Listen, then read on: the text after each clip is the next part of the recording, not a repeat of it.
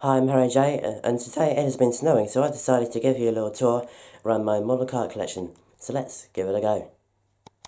So in front of me here we have 3 rows of some epic cars on my shelves, so let's have a look. First we have 2 of the cars from a couple of the films of the Fast and Furious, called Fast and Furious of course. So, we have a Mazda RX-7 first of all here. This one is in a very brave red colour with some Versailles chrome silver BBS wheels and a rocket to the side of it with some silver and green smoke or fire blasting out to the rear. This is a Versailles body kit after all. The chrome interior does not suit an RX-7 too well, and it also has a nitrous bottle in the rear, as you can see there, to make it go as fast as intended, like over 200 miles per hour somehow. Just to give you a little example of how special this RX-7 is. In real life, the engine in an RX-7 would be a Wankel rotary 1.3 litre with a turbocharger. But in the Fast and Furious films, it had a 2JZ swap from the Mark IV Toyota Supra, and with over 700 horsepower. It was, quite frankly, insane. Next to it, we have the Nissan Skyline R34 GTR V-Spec. Now this is one of my favourite Japanese cars ever. It has the RB26 2.6 litre straight 6 turbo engine up front, such a legendary engine, and the car is a legend in its own right. Some very nice brave blue stripes over it. This is platinum silver, platinum blue paintwork with the silver wheels and the bucket seats harnesses inside.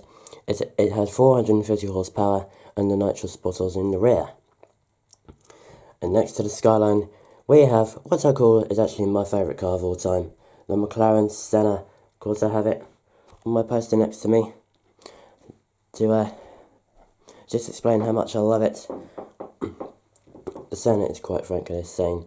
4 litre twin turbo V8, mid rear mounted, running the rear wheels, 800 horsepower, 800 Newton meters of torque, 800 kilos of downforce. Yes, everything is 800. This car weighs less than 1,200 kilos. The wet weight is 1,198 kilos.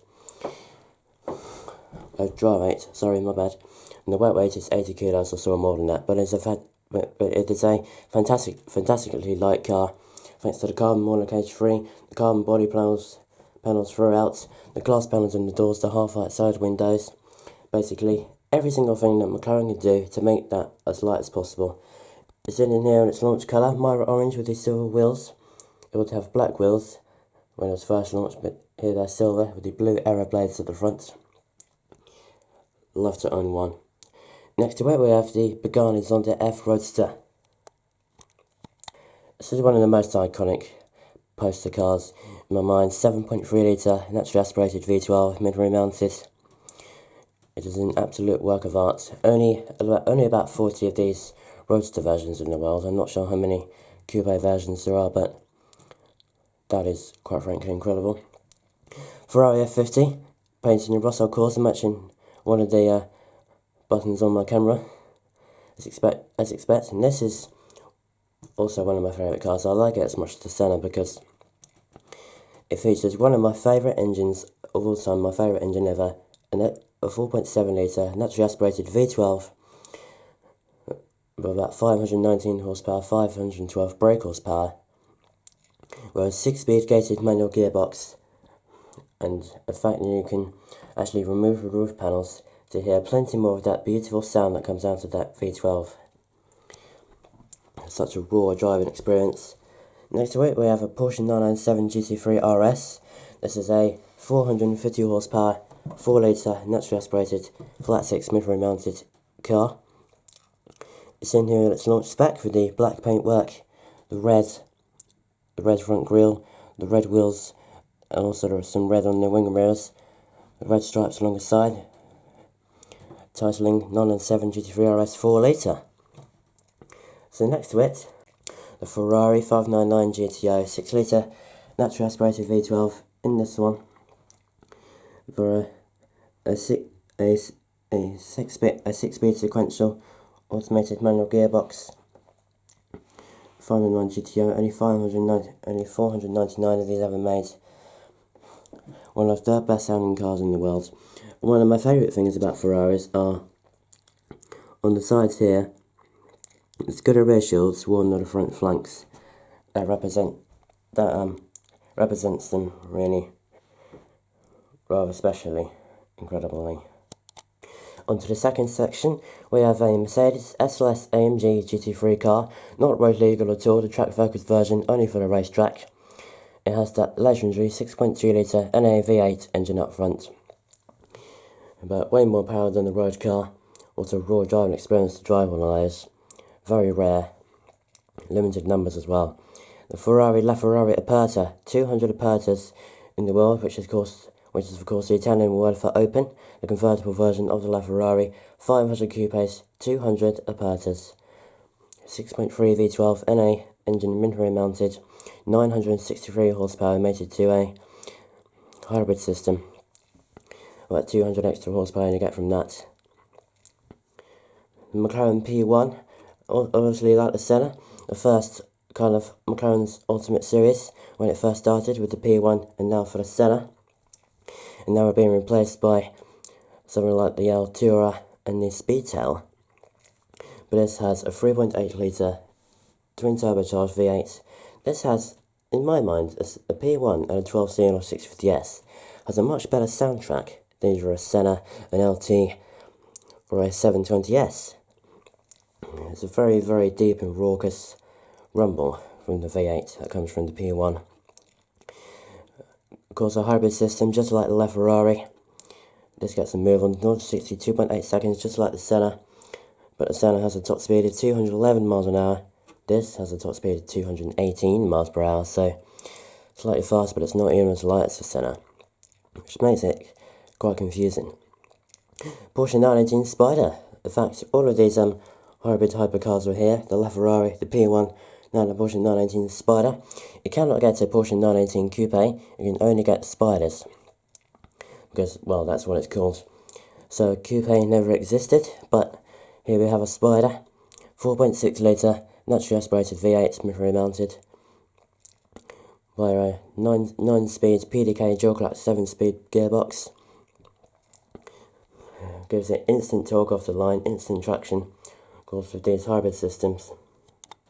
The 918 Spider, of course, is the successor to the Porsche Carrera GT and the 959. So, the 959 and the Carrera GT and the 918 Spider are all the three iconic Porsche hypercars that they're made all together.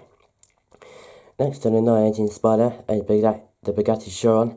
I wish I bought a Bugatti Veyron one time, but this one has the 8 litre quad turbo W16, 1,500 horsepower.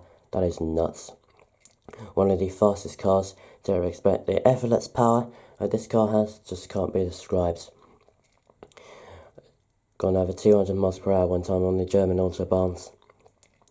Lamborghini Veneno, based on the Aventador platform with a 6.5 litre NA V12, 750 horsepower, 690 Nm of torque. And the McLaren MP4 12C, the predecessor to the McLaren P1 that we saw earlier.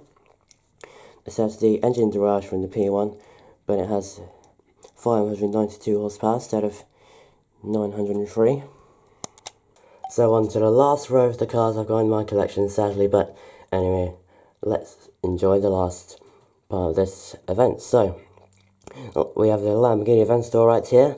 This one is in, it's a kind of launch colour, really bright orange. And if I press the bonnet slightly, watch the lights of day when they illuminate. There you go, look at that. Very, very bright, very stand out, and rather menacing as well. I'm not sure how bright it is on the camera. It might be rather annoying, but looks rather cool. The Lamborghini Huracan, the successor to the Gallardo, of course, with the naturally aspirated 5.2 litre V10. Most of these cars I have in my collection are with NA engines. Of course, the models that won't make proper sounds, but I have heard one of these Huracans yesterday. I actually filmed one doing Revolution next to a Fiat Punto, and I called that video Lambo versus Punto, and the Fiat was Revolution next to the Huracan with them as well. It has a new lighter weight titanium exhaust system via a 7-speed dual clutch automatic gearbox, which makes much faster gear shifts rather smoothly as well. One of the very best gearboxes ever. 610 horsepower rather than the 516 and 512 you find in the Gallardos these days. It'll be 516 the normal generation. Quite a daily ball Lamborghini as well, to use every day. Same story with this, the Audi R8, 4.2 NA V8 in here, 414 or 420 or 30 horsepower. Three types of over 400 horsepower from three other types of these of the generation of this R8. I've seen many R8s cruise around quite a few times, of course. The most popular supercar you can ever buy. The same story with Porsches. Another Lamborghini Huracan. This is a remote control car that's lost its rim mode, unfortunately. They actually fell off when I dropped this car one day. I was carrying it. Pass over that. Next way, Aston Martin V12 Advantage. This is a V12 Advantage S version, so the track focus hardcore version. Not too much track. Of course, it's a GT. This is a Grand Tour. It's supposed to be powerful, luxurious, and daily-born at the same time, which makes it a sleeper. One of the most beautiful cars ever made. The Lamborghini Murcielago LP670-4 Super Veloce. Quite a rarity and a very long name for a car like that. Again, 6.5 litre V12, just like the Aventador, but tuned up to sound so much better. And also a classic Porsche 993 Carrera S as well. But I think that's pretty much that, so don't forget to like, share, subscribe for more awesome supercar stuff. But I hope you enjoyed that video, but for now, thanks for watching.